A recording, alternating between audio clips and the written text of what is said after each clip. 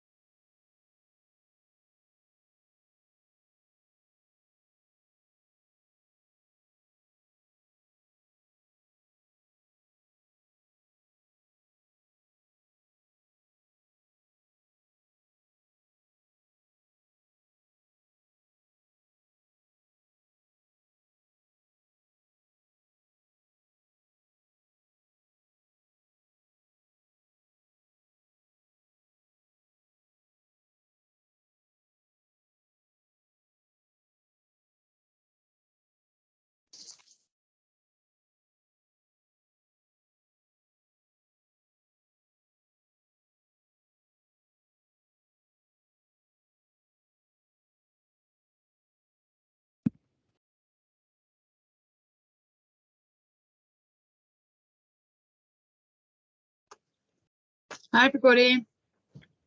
Hello. Hey, how's it going? Hello. Super duper. Sun's shining. How bad could it be? 27 degrees here, Doug. It's 27 degrees. Oh, it's like the Caribbean. hence why I'm a little bit flushed. Yeah. I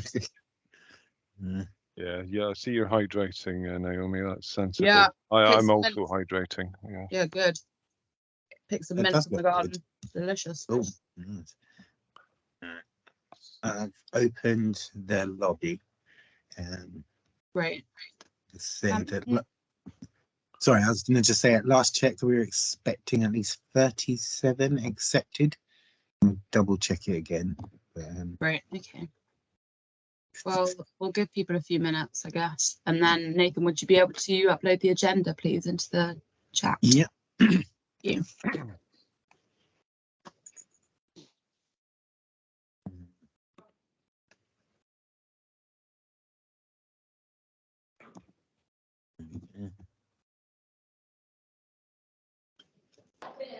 Hi, Becca.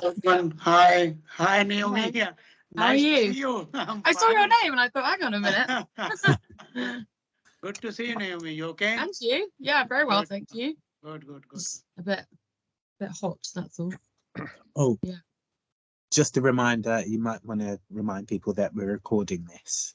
I know you've just done that, Nathan. Yeah. Yeah, I've told them, but just when everything starts, then yeah.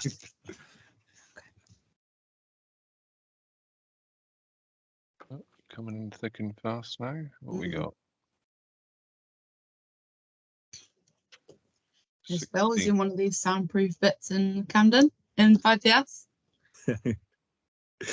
Oh yeah.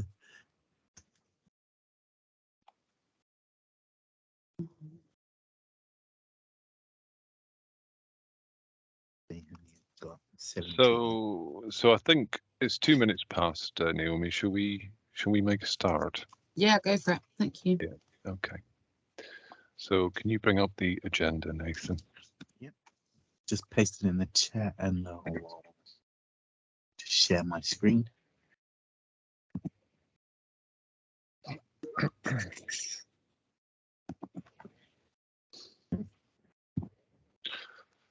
Lovely.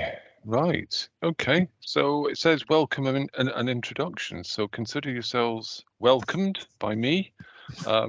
And we can do some introductions. I don't think we meet very often, do we? So let's go. I'll go down the list as it appears on my screen. Just shout out who you are and what you do and where you're from. So I'm Doug Wilson, and I'm chairing in Bindy's absence today, working as Head of Strategy, Service Development, Resources in Enfield Council.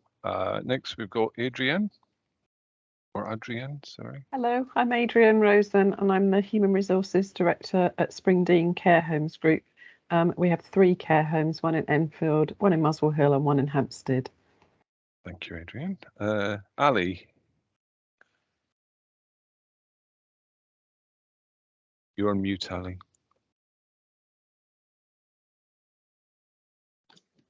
Oh. Ali, you there? She said she's afraid she has no mic. Oh, no, Mike. Okay, fair enough. Okay, Andy. Andy. Hi, I'm Andy. I'm from Bupa. I'm an account manager, cover pretty much all the Bupa homes across London. Hello, Andy. Hi. Bhagat. Hi, I'm Bhagat Singh from Social Care Consortium. I'm the director as well as registered manager of Social Care Consortium. Thank you, Bhagat. The next name, is that Daisha?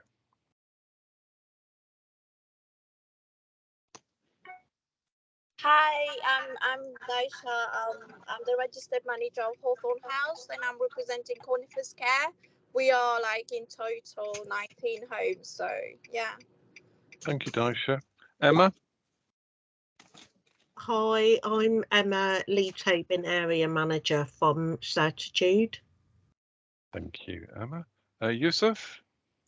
Hi there, afternoon. My name is Yusuf Hussain. I'm the Interim Programme Transformation Manager for NCL CCG. Thank you, Yusuf. It says Jay Mensa. Hi, my name is Jane Mensa. I am the registered manager for Katie's Care Angels Limited. We have 2 branches, one in Barnet and another in Brent. Thank you. Cam.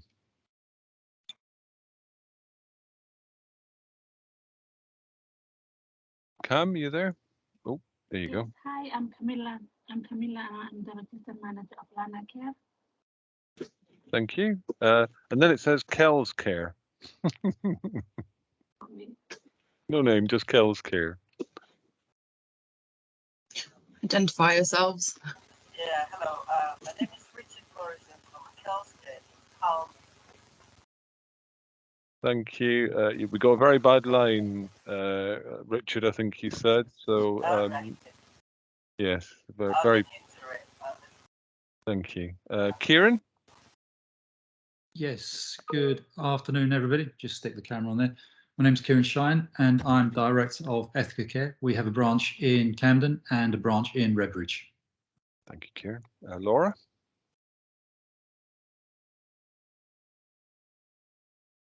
Hi, I'm Laura Newcomb. I'm the Area Manager for Creative Support.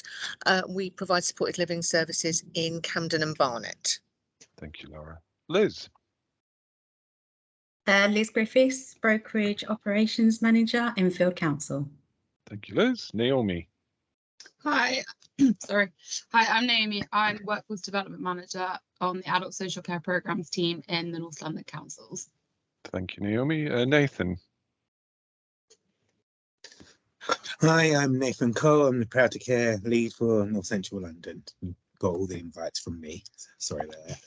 Thank you, Nathan. Pascal. Hi, I'm Pascal Quadrovo, Register Manager for Campbell House in Accomplished Group based in London, in Barnet. Thank you, Pascal. Ruby.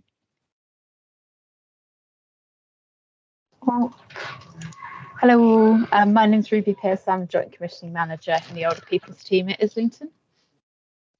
Okay, and then hang on, see more. Now it takes me back to the top of the list. So if I've missed anybody out, apologies. Hang on, I think there are some more names. We have, Phil. Hi everyone, I'm Phil Darby. I'm the Adult Social Care Commission Lead for Markets for North London Councils. Thank you, Phil. Ronke. Hi, I'm Ronke. I'm the Youth Development Lead. I'm seconded from the Prince's Trust, so you'll be hearing from me. Thank you. Diana.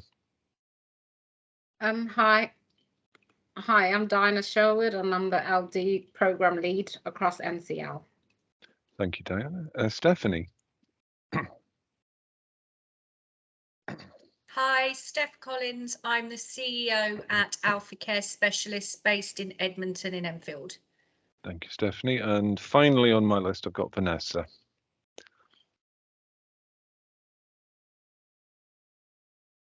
Vanessa, are you there? You're on mute, Vanessa. Oh, yes, I am. Oh. Sorry. Hello, my name is Vanessa. I'm registered manager at Meridian Walk, which is a care home for adults with profound learning disabilities. We're based in Tottenham. Thank you, Vanessa. So anybody I've missed, have you not had a chance to shout out who you are and where you're from? This is your final chance. Okay, consider yourselves introduced. Thank you, everybody. Right, so let's move on to the first substantive agenda item, which is a workforce update, and that's got your name beside it, Naomi. Yep, thank you very much, Doug. Let me just share my screen.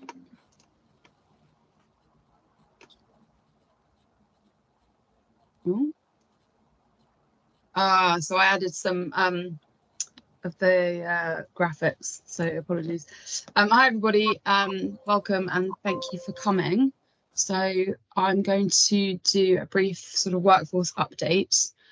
Lots of the things I will have discussed in the past, but hopefully I'll be able to give you some ideas of progress. So just a brief summary of what I'm going to be discussing. So Department of Health and Social Care, recruitment and retention, student placements, wellbeing, apprenticeships, Proud to Care North London, and I've written skills for care, but actually that should say workforce questionnaire, so my apologies.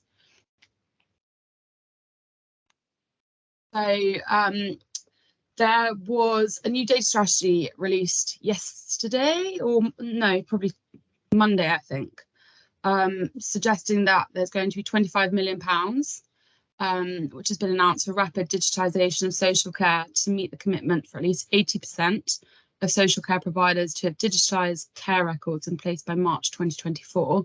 Just to explain that the 25 million is national. That sadly isn't all going to be coming to North Central London. But obviously it's a huge amount of money, and we're already doing lots of work at the moment on shared care records. So we're currently submitting a bid which is being led by the CCG, looking into digitising care records. There is also a little bit of that bid available for innovation within the community in terms of digital progression. So keep your eyes out, and hopefully we'll be able to update you as soon as we can. If anyone wants to find out more about this, I've just underlined the link to the government website, so feel free to have a look. And I was also contacted by DHSC regarding the recruitment campaign that they launched, I think last year, at the end of last year, up until maybe April time, which is when we also did a similar recruitment campaign in North Central London on Proud to Care North London. So I'm hoping that we are going to be able to collaborate with them moving forward. I did actually ask them if they could sort of highlight our campaign at the time, but I think because there are obviously so many councils in London, it wouldn't have been fair. But fingers crossed, in the future, we may be able to work together with them as well. So Naomi, I have a quick question. It kind of goes off the back of a meeting that I was at a little while ago. I think you were at it too, weren't you? Earlier this afternoon. Digital Yeah. inclusion, yes. Yeah. And I suppose I'm bound to ask the question. When we say that we want digital records to be in place for 80% of our providers by March 2024, I guess the first thing I'm interested in is how many of our providers in the room would be able to answer yes to that question. We have fully digital records for the people we work with. But the second part is, are people really clear about what the benefits of digital care records are? And are we able to answer that question? Is it made clear, do you think, Naomi? You think from the DHSC or from Yes. what I can offer? Just in terms of, so if there's a strategy, then Yeah. we have to assume that in coming up with that strategy, people have given some thought to the benefits of people having digital records. Yeah, well, there's lots of work being done at the moment across the training hubs as well to do with WASAN, which is the GP data. So I think there's lots of learning to be taken from that. But when it comes to the digital care records, I think the benefits are becoming more apparent. They're being more widely discussed. There's also an interview a video that's been done with NHS EI around the use of them in care homes as well. But we're just waiting on that to be confirmed that we can have consent to use that. So I think there's definitely some more work we could do to highlight the benefits of it. But that, as you know, there are so many factors involved with actually utilising these records, you know, even Wi-Fi, all sorts of things. So it's definitely food for thought. It's all part of my work plan as well. So I will be working on this moving forwards. So Phil. Sorry, I can't see hands, by the way. It's all right, I can see them. I just note in terms of kind of prevalence in existing providers, part of the bid that we've put in is about doing a really comprehensive baseline assessment to understand who has what systems in place. So that's something that we're looking to do over the next 6 months or so. Thanks, Phil. Adrian? Yeah, so I just wanted to comment that I think we do have systems in place, but we're actually looking at upgrading them. And so knowing quite early on what digitised care records actually does mean would be very important, because I think we're looking at new systems right now to try and have more interconnected. But I guess if there are plans to make that broader, then it would be good to know that before we now spend more money and possibly buy the wrong system or something, which would be kind of not great, isn't it, as well? Definitely. So there is something about the work, and Phil mentioned some work that we're doing to kind of work with our providers. It would be useful to know what's happening in the various different boroughs in North Central London to find out the span of engagement activity, because you know, Adrian's quite right. We can talk about digital care records. What does that actually mean?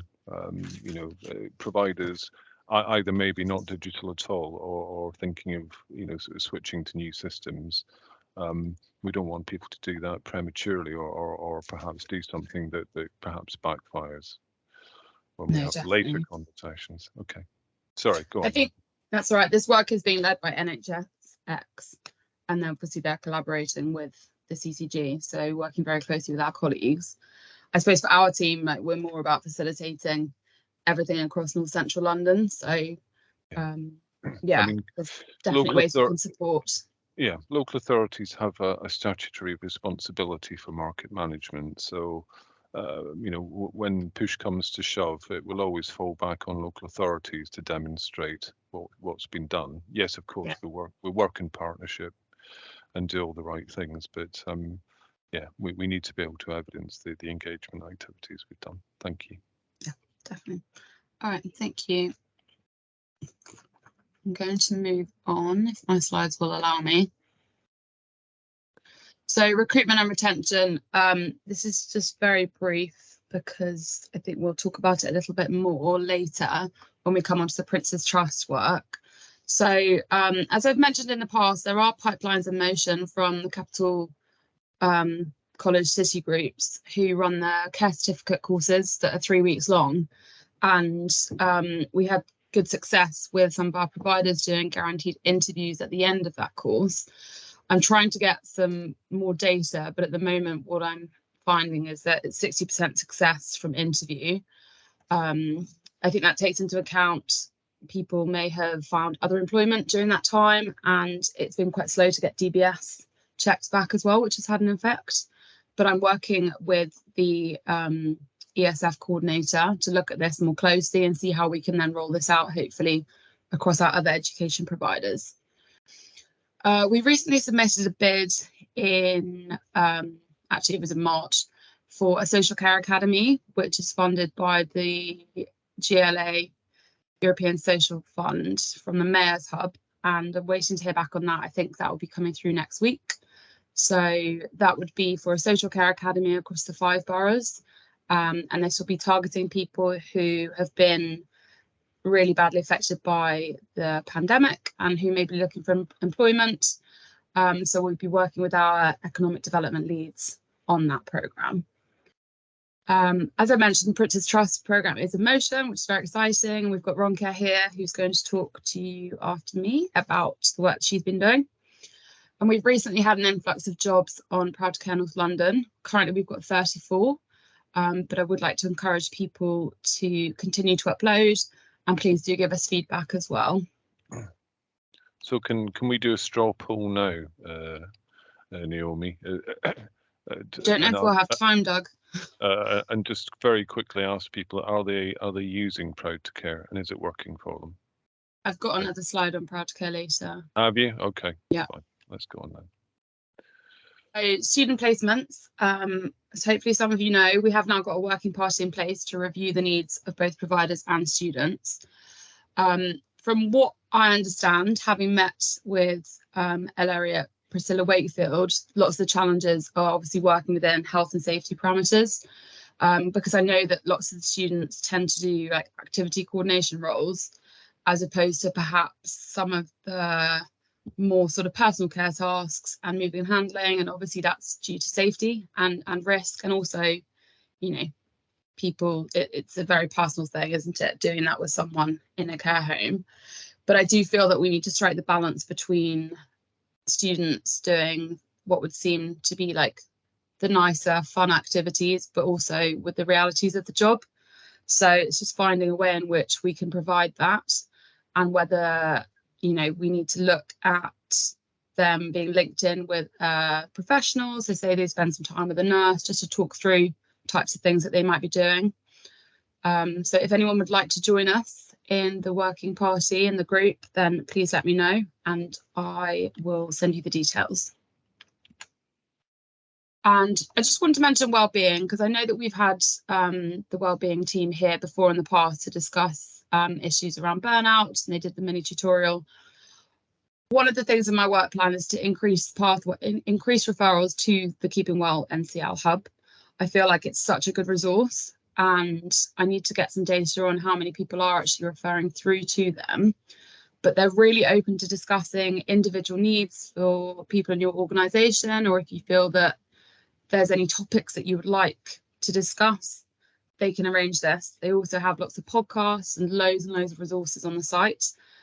So please do continue to discuss this within your supervision, with your staff, and please feel free to approach them or me if there's anything else you'd like to know.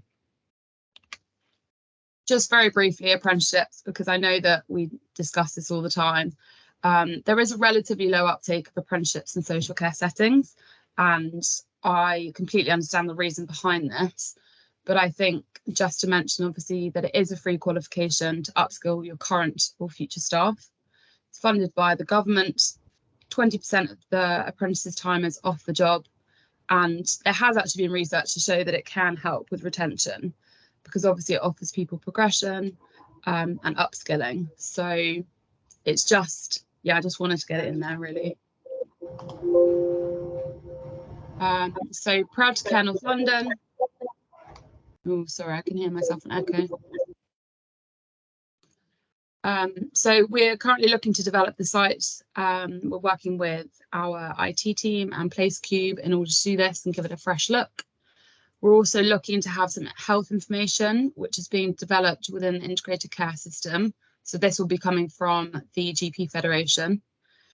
We're not entirely sure what it's going to look like yet, but I think there will be some really good resources, especially for carers out in the community. So looking at things like how to spot the signs of a urinary tract infection, and different sort of, I think, like catheter care as well, topics like that.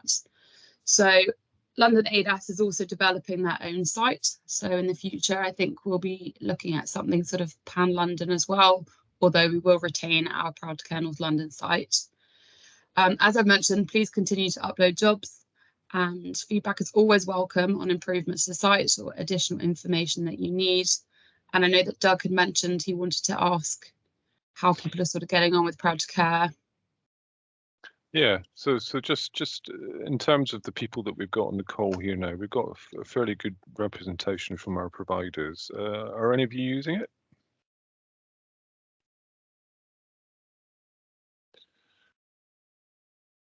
I take that as a no. Nobody's raised a hand. Don't shout at once. Oh, hang on. Adrienne's using it. So we got one. We know that people are, because we've got 34 jobs on there. So Yes. Yeah. Maybe they're just not. Right. Hang on. I'll go to the chat. People are putting stuff in the chat. Let me have a look what people are saying. Yes, we are using it. No, as it's not been working. That's from Ali. I'm sorry to hear that, Ali. And then Adrienne has added that they are using it, but they have struggled with the website.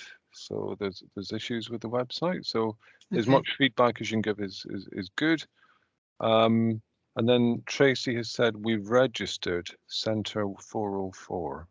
Yes. Whatever that means. Yeah, thank you. Yeah, Tracy, I think we get your jobs through on email.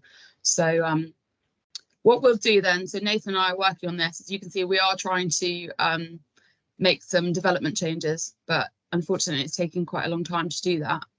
So we're very keen to hear feedback and can only apologise if people have had an issue with the site. I'll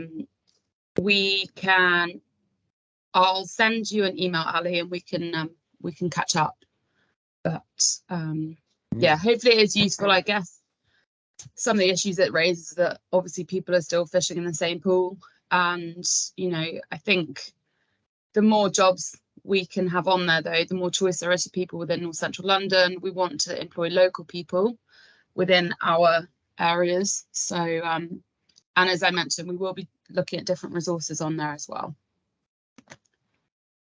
So just briefly, the last slide from me is around the workforce survey. So the one that was done last year was actually before I moved into this team, but I know that it hugely shaped and influenced the work that I've been doing across the past year.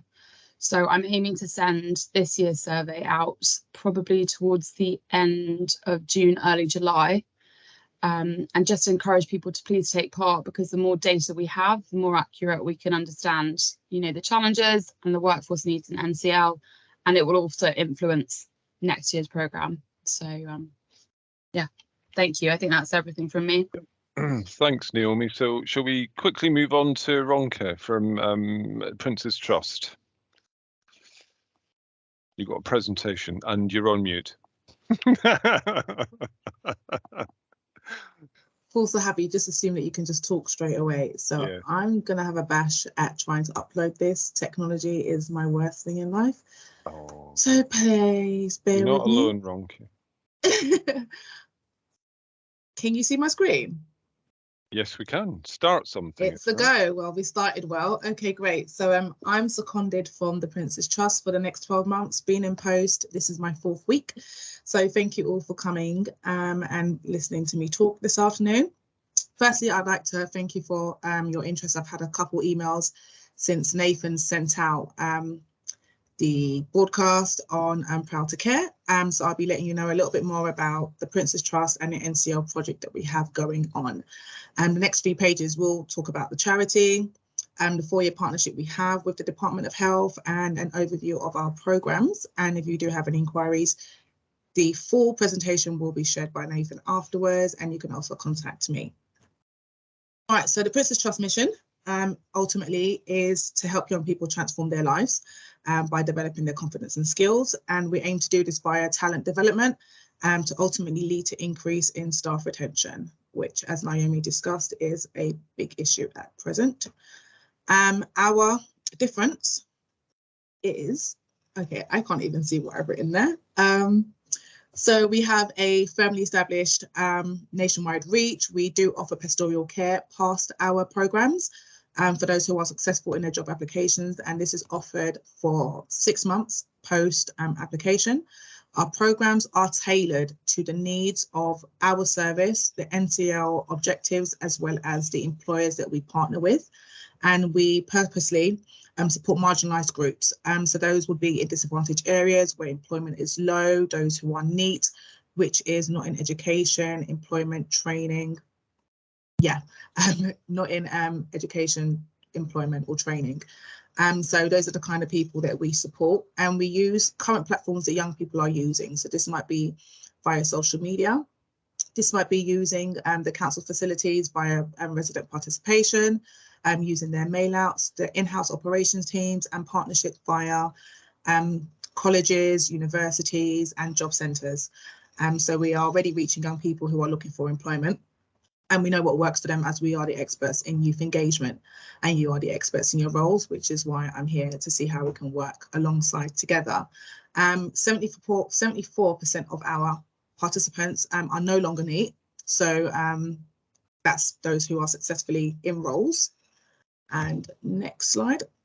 So like I said, we design our programs to fulfill the needs of our employer partners.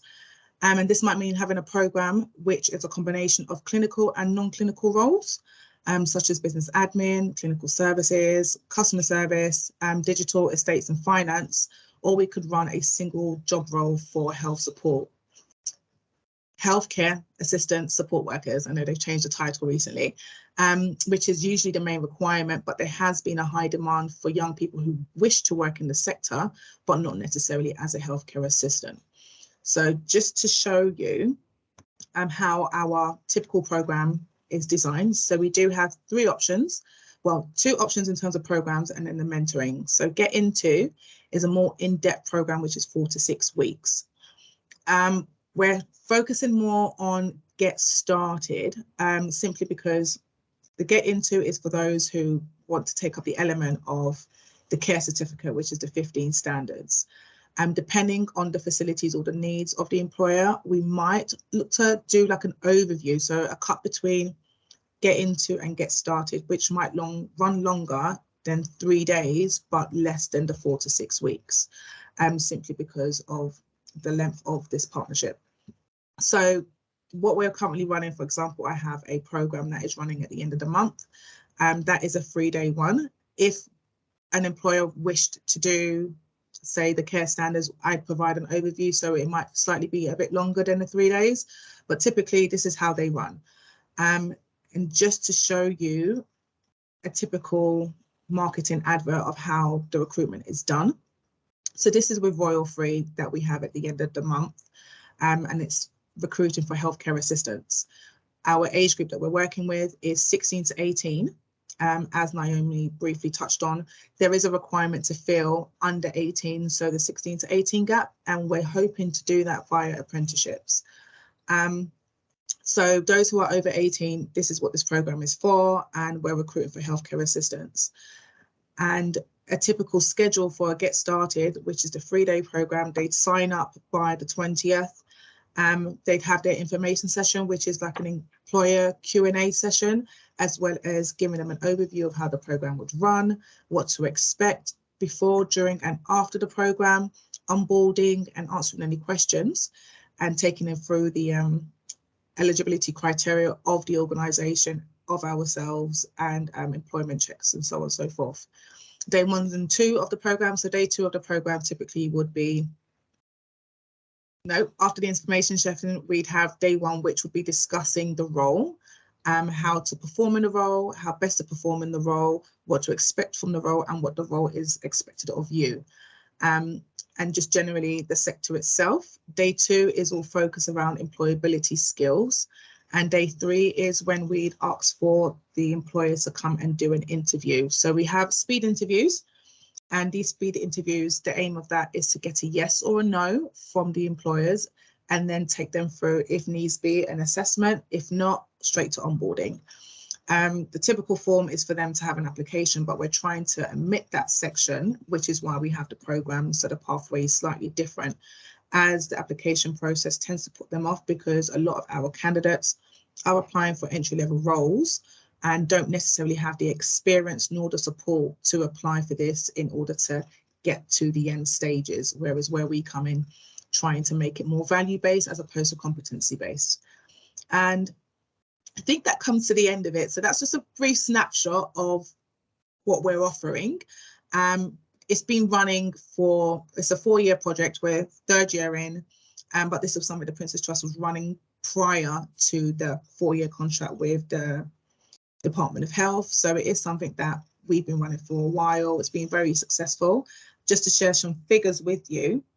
So in year 1, which would have been, this is year 3, 2 years ago, 2001.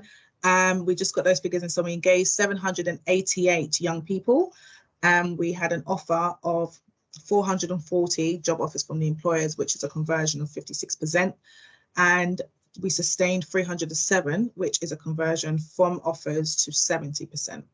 So the numbers are very high. It is shown to be successful, and young people are all about wanting to develop themselves. And what we're finding is there's a lot of gaps in that, and we're wanting to know the best way, which we'll take into the breakout rooms, in how we can best do that together. But I'm your interim measure, so please feel free to ask me any questions. Thank you, Ronke. Are there any questions? Let me see. Hang on, let me go back to people so I can see hands.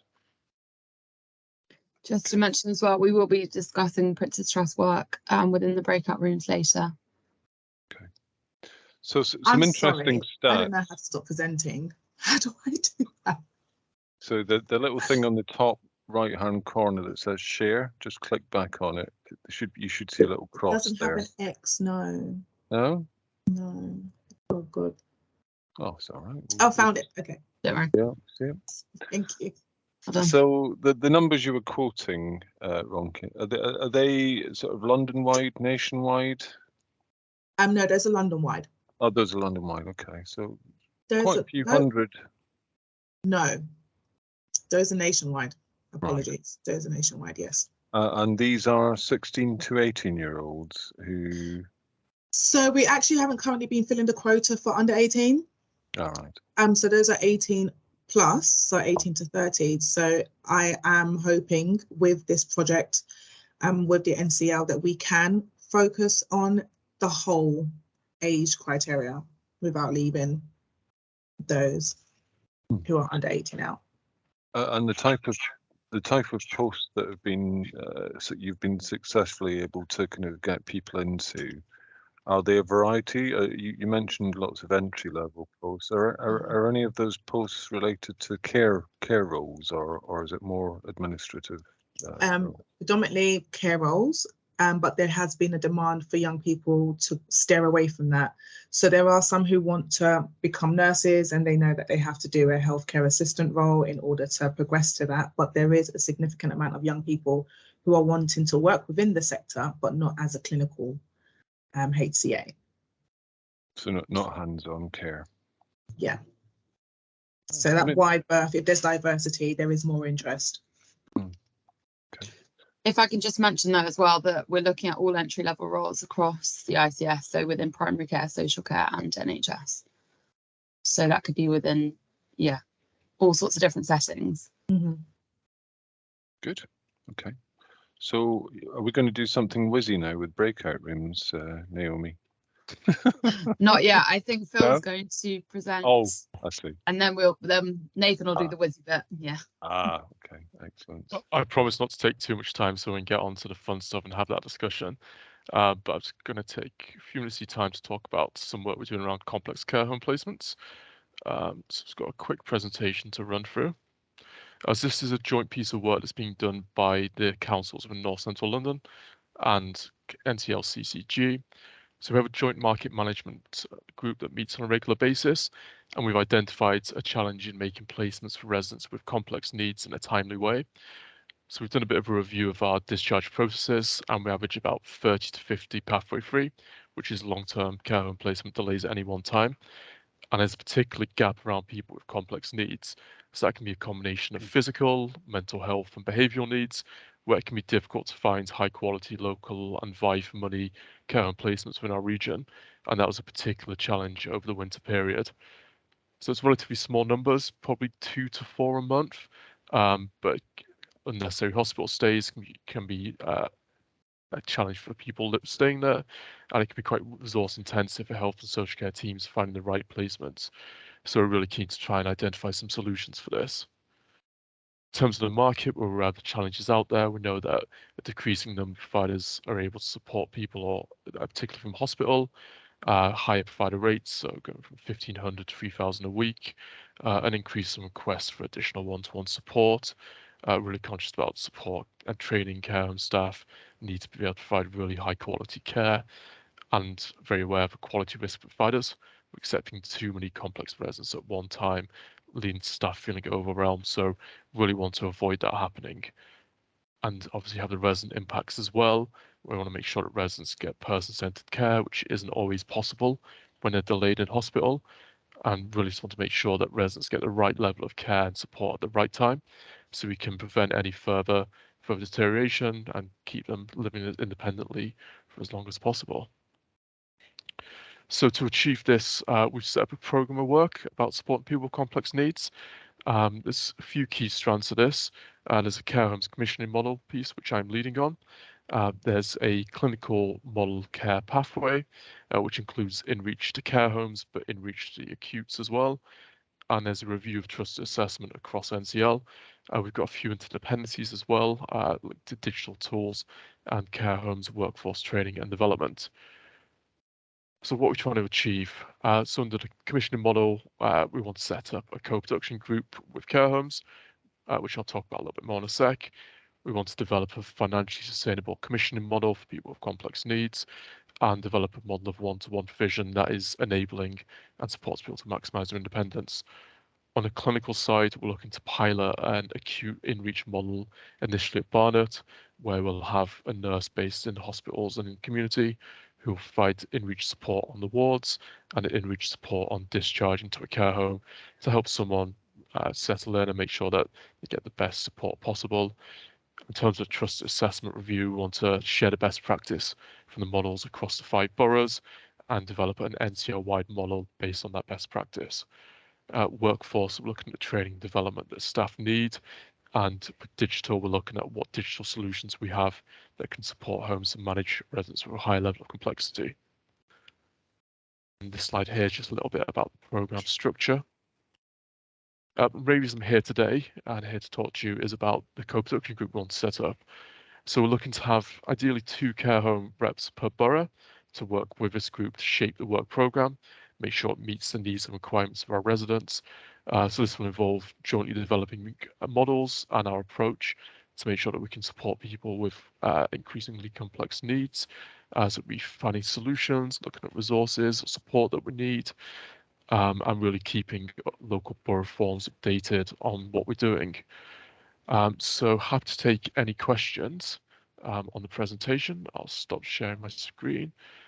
And if anyone wants to volunteer, let me know now, or I'll drop my email in the chat and have a conversation offline.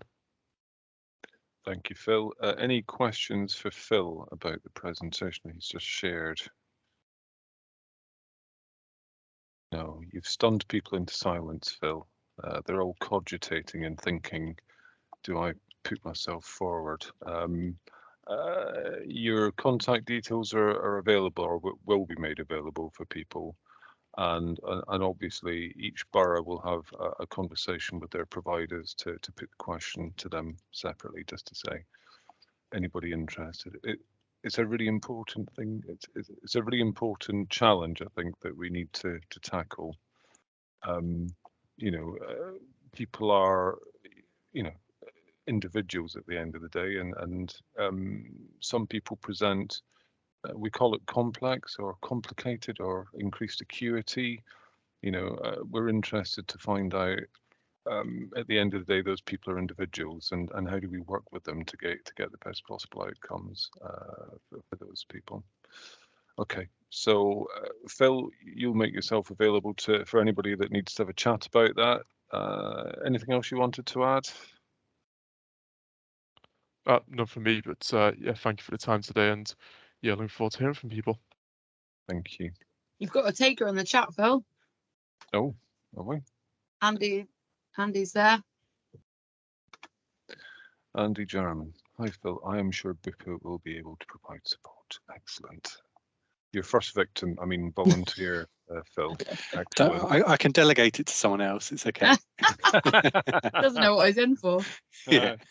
I'm sure he knows exactly what he's in for. Right. Good. Okay. Let's move on then, Naomi.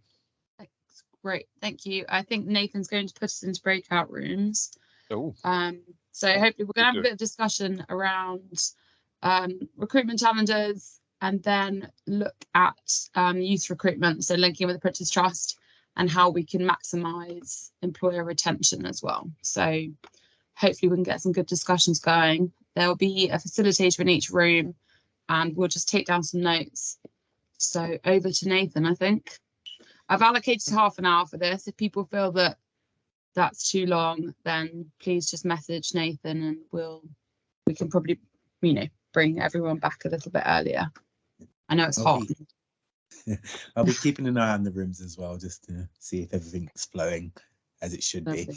Right. Bear with me, everyone. You should get moved shortly. And I'll be pasting the questions in the chat as well. Thank you. Everyone. So just opening them up. Got the countdown. Yeah. It's just I'm waiting, hoping. Oh, here we go.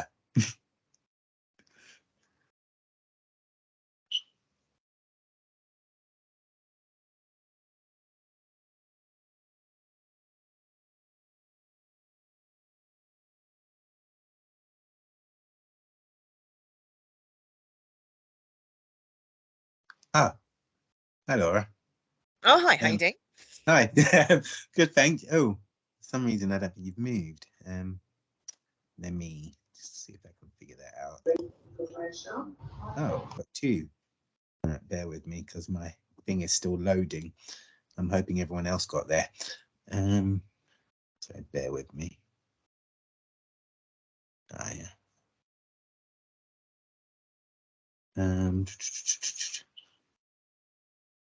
Oh, we've got a few. Ah, okay. So bear with me. All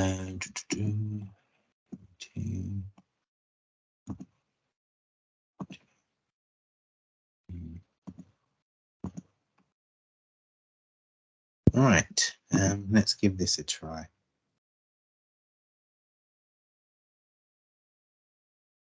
Hopefully, you should be moving shortly.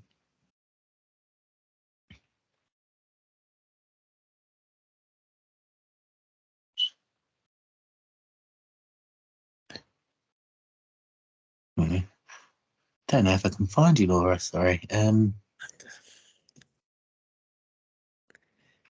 Yeah. Oh, there you are.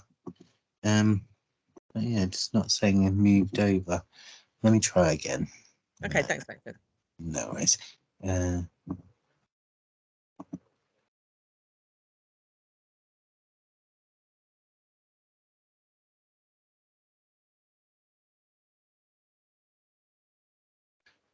Are you getting? Oh, there you go.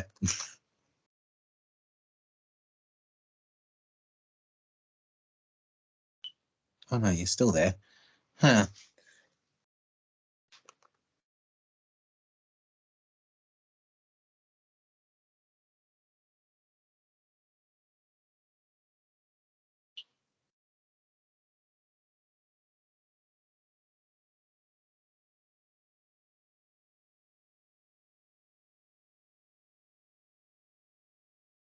Laura, did you change over? I'm still seeing you, but hoping Daisha.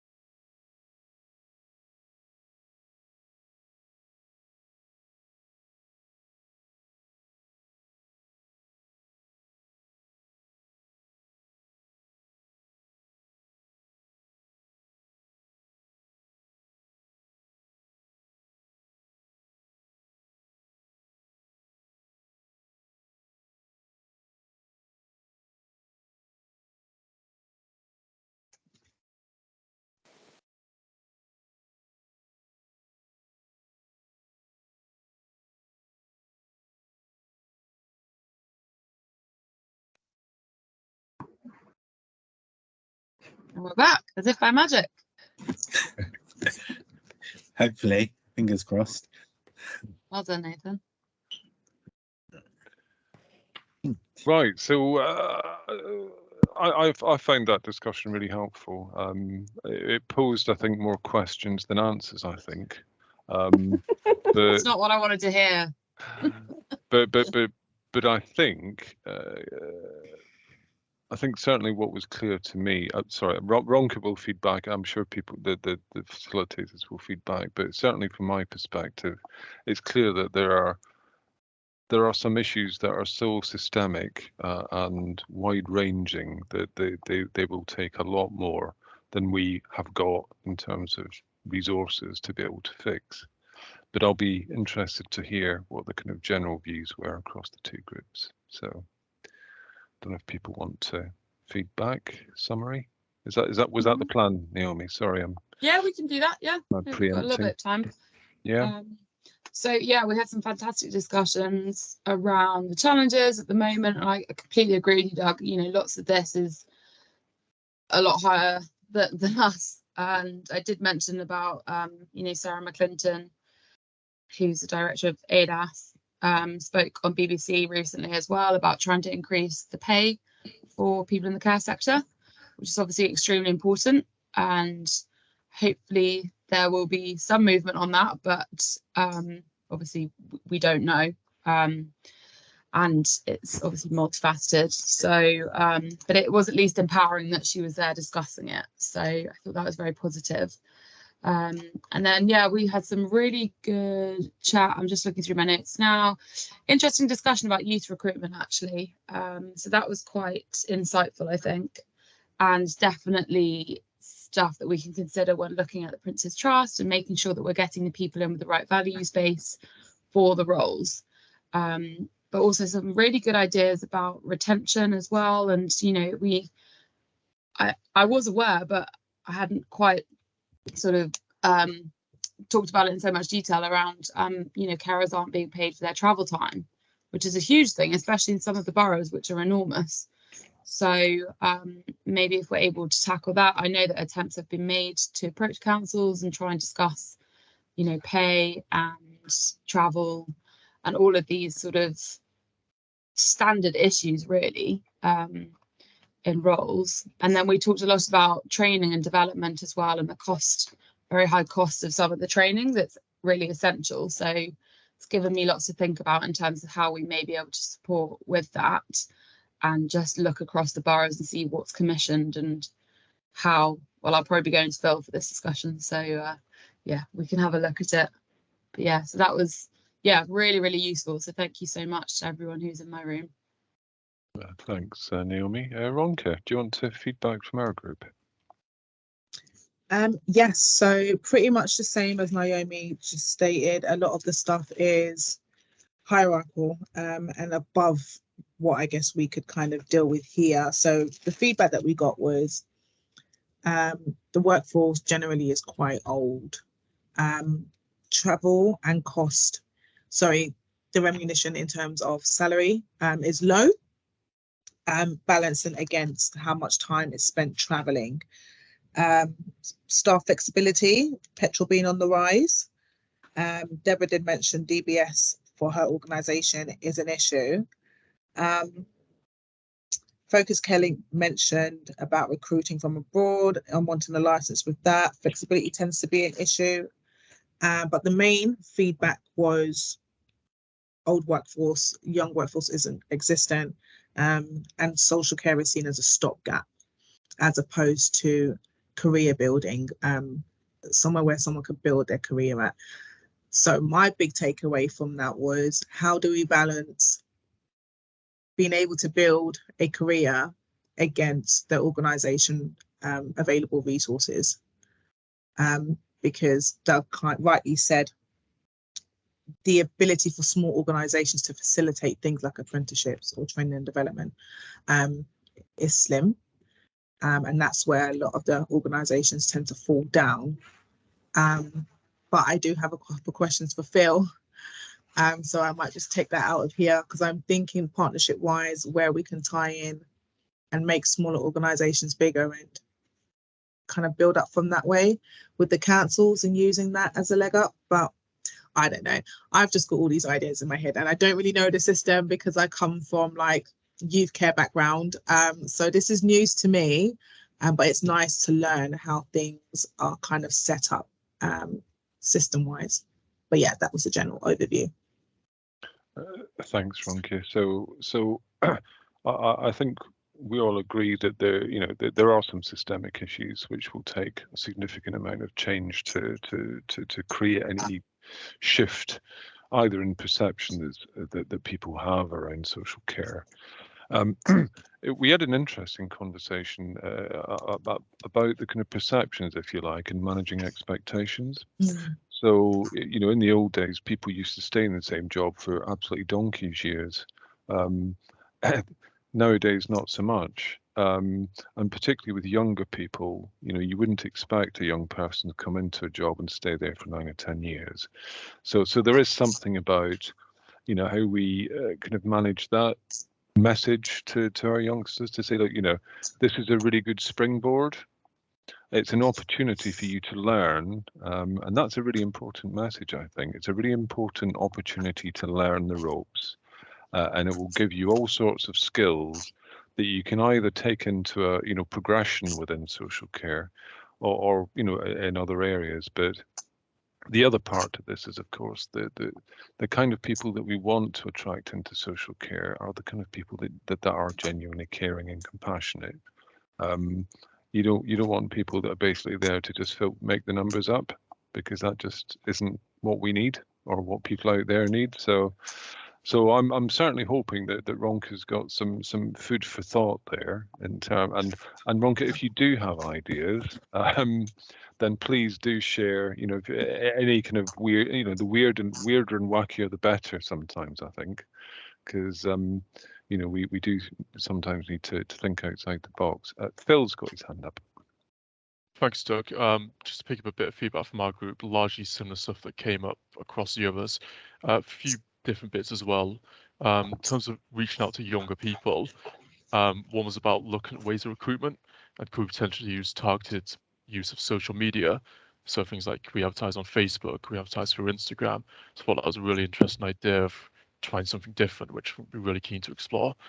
In terms of kind of one of the challenges, finding managers came up really strongly, and kind of there's an ever restricted pool of managers. It's very difficult to find people even when increasing wages. So thinking about how do we develop that future crop of leaders in social care, and kind of again it's been picked up, but some of the challenges about working in the NHS and that being seen as better than social care, and how do we change that perception. So yeah, really interesting discussions. Yeah, definitely. Okay. So Naomi, I'm aware we're bang on 4:30, and was there anything? I think somebody had an AOB they wanted to talk about. Hang on. Hi, that's me. I just wanted to quickly plug a market engagement event that we've got coming up next week for anyone who's interested in our future ambitions for home care.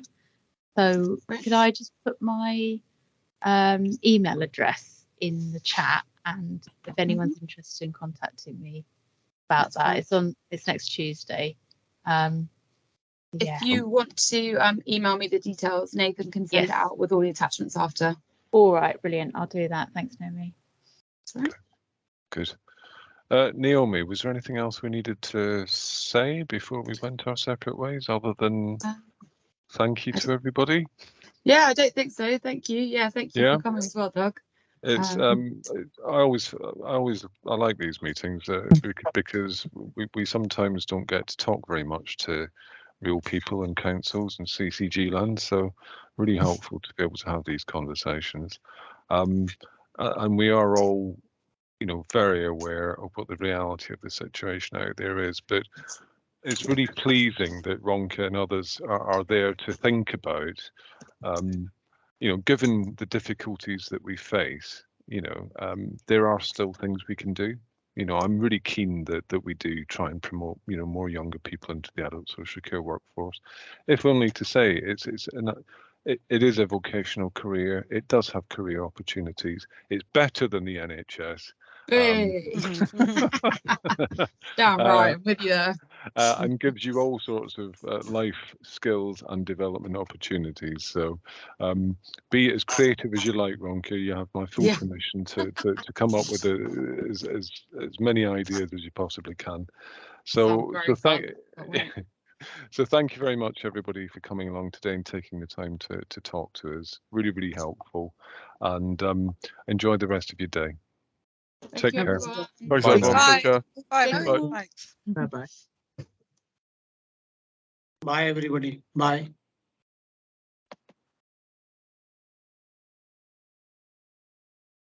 Thank you. Goodbye.